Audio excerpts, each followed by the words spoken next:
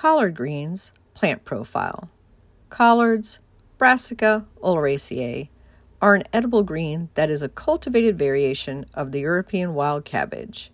Collards are one of many members of the cabbage family, Brassicaceae or Cruciferae, also known as the crucifers or the mustard family, which includes broccoli, cauliflower, mustard, turnips, kale, and Swiss chard. Collards can thrive in the heat, but also withstand temperatures down to 10 degrees Fahrenheit. For best flavor, harvest collards after several frosts.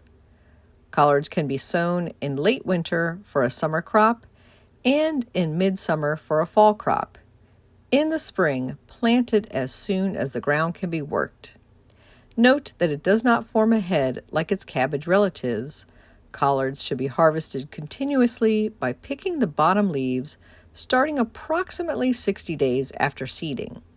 Collards can be eaten fresh, cooked in soups and stews, pickled, sautéed, and fried. Read more about growing and preparing collards in the November 2023 issue of Washington Gardener magazine. Collards, you can grow that.